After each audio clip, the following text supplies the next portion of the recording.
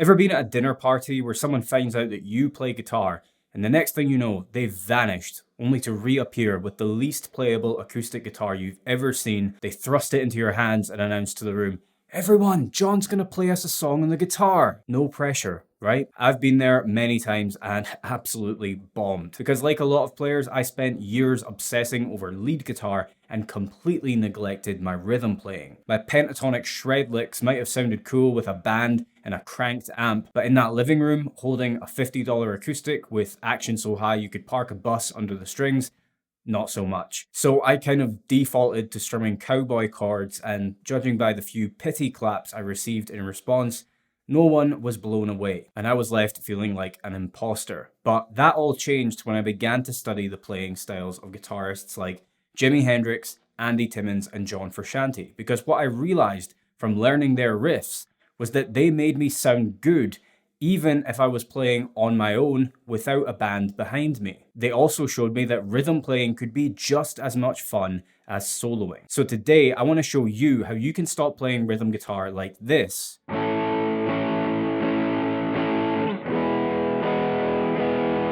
and start playing rhythm parts that sound like this.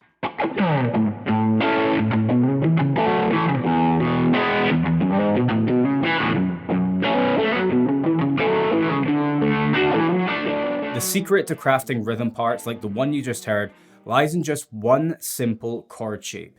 You see, many guitarists mistakenly think that in order to get better at rhythm playing, they need to learn hundreds of chord voicings, but that's not always true, because not all chord voicings were created equally. There's a reason that bar chords are so popular. They sound great, they have a ton of utility, and they are comfortable to play.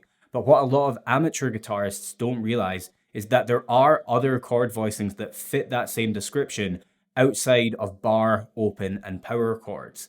Perhaps the most useful one is something called the first inversion major triad. Now, don't be put off by the long name. This is actually a very simple chord shape to learn. It contains just 3 notes, and it looks and sounds like this. I learned this chord shape from studying Hendrix. He practically built his rhythm style off this simple chord shape, and he often combined it with major bar chords to play things like this.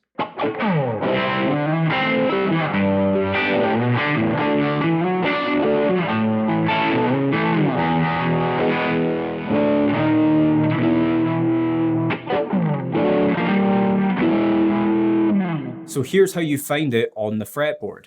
First, you want to pick any major bar chord shape. So let's take a C major with the root on the 5th string as an example. In that voicing, you'll notice that you're fretting notes at fret 5 on the D and G strings with your 3rd finger. Now to play the C major triad, you're going to play those same 2 notes, but you're going to bar that fret on those same strings with your index finger instead. Okay? Now, to complete the voicing, all you have to do is add one more note, and that's going to be fret 7 on the A string. And now we have a first inversion C major triad. So that's it. It really is that simple. You can apply the same approach to literally any major bar chord shape. 2 frets above it, you're going to find that major triad shape.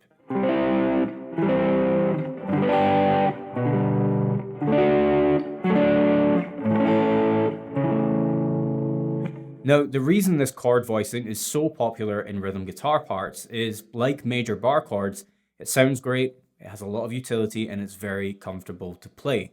But not only that, as you've just seen, it pairs extremely well with major bar chords. So now I want to show you a very simple but creative rhythm guitar exercise that puts that into practice. But quickly, before I do that, I wanted to let you know that if your rhythm playing feels underdeveloped compared to your lead chops, and you're bored of strumming bar chords, you might want to check out my mini course, Hendrix Rhythm Unlocked. It'll teach you how to create rhythm parts that sound musical and are actually fun to play, even when you're jamming on your own. And best of all, you'll finally have something impressive to play the next time someone hands you a guitar at a dinner party. The link is in the description box and the pinned comment beneath this video. Alright, so the exercise I want to teach you is based on Hey Joe, and it sounds like this.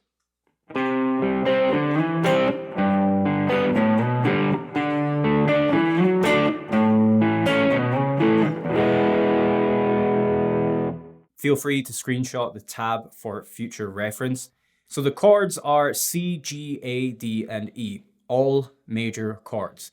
For the first 4 chords in the progression, we're playing 2 chord voicings with the same pattern, which is major bar chord into major triad. And for the last chord, E major, we're just going to use the open E chord shape. So let me just play each chord voicing in order first, and then I'll show you the actual pattern that I use to play the exercise in a way that sounds musical. C major, bar chord, first inversion triad. G major, bar chord, first inversion triad. D major, bar chord, first inversion triad. A major, bar chord, first inversion triad. And then we finish with that open E. So for the first 4 chords in the progression, you're going to play this pattern. Starting with the major bar chord, you pick the voicing like so.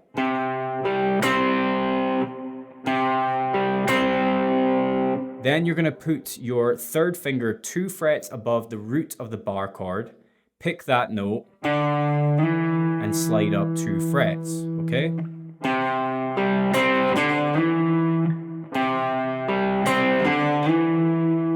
Then, as you do that, you want to place your index finger on the 2 strings where the top 2 notes of the triad can be found. For this C major, that's fret 5 on the D and G strings. And you're barring that fret like so, and you're going to pick the notes together.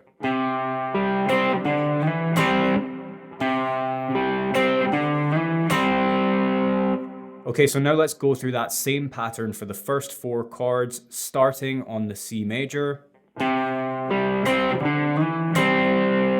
Let's move to the G major. Now D major. And A major. And now I want you to try playing that with me in time. Follow the tab on screen if you need to. If you need to pause the video right now and go over it first, do that and then hit play. Okay, ready? 1, 2, 3, and 4.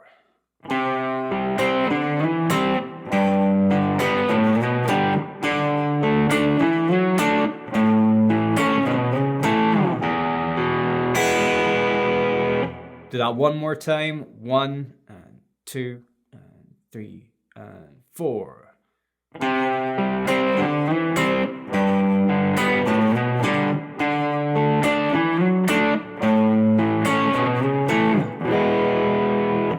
Before we wrap up, I've actually got one more example of Hendrix-inspired rhythm playing that I want to share with you today. It's the first 4 bars of a Hendrix-inspired etude for solo guitar that I wrote a few years ago and I've featured on this channel a bunch.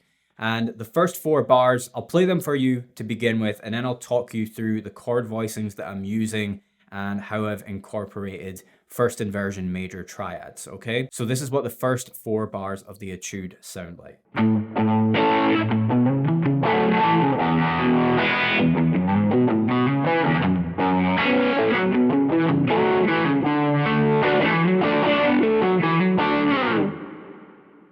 Okay, so the chords are A major, E major, F sharp minor, and D major. And by the way, comment below if you recognize the Hendrix song that this was inspired by.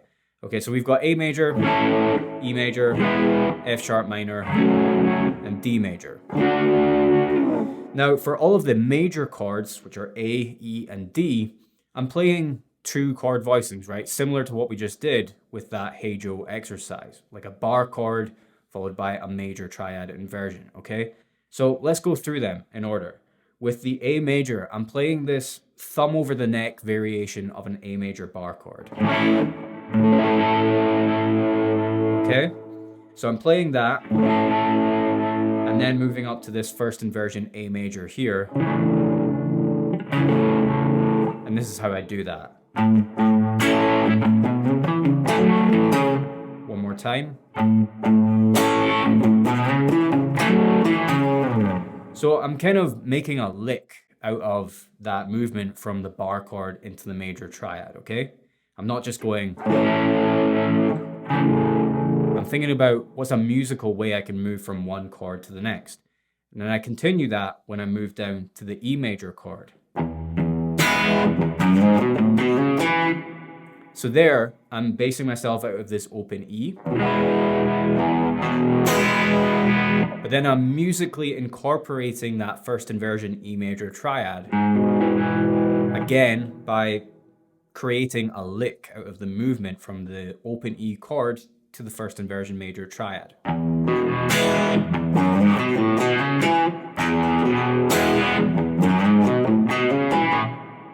Okay, and then for the F sharp minor chord, I'm playing this F sharp minor voicing. Again, this is kind of like a thumb over the neck variation of a bar chord. Okay, I'm doing this.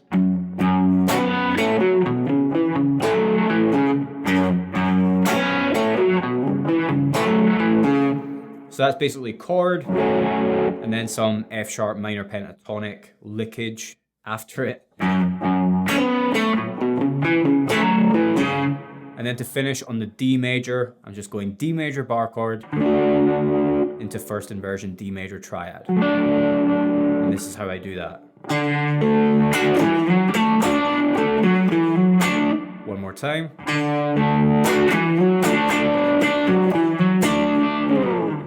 Okay, so that's the first 4 bars of that etude. I just wanted to show you that as another example of a creative way to incorporate those first inversion major triads alongside major bar chords, Hendrix style. Now, here's what the entire etude sounds like from start to finish.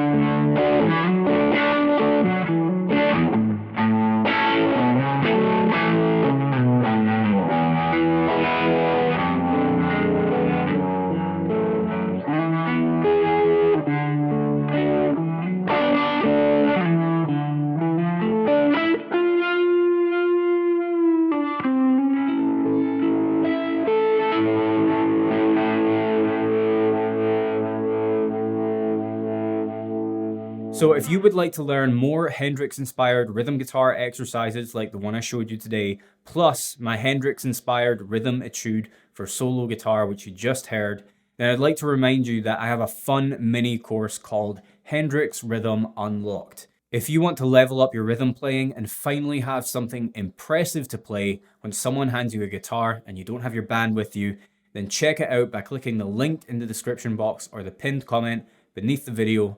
Thanks for watching, and I'll see you in the next one.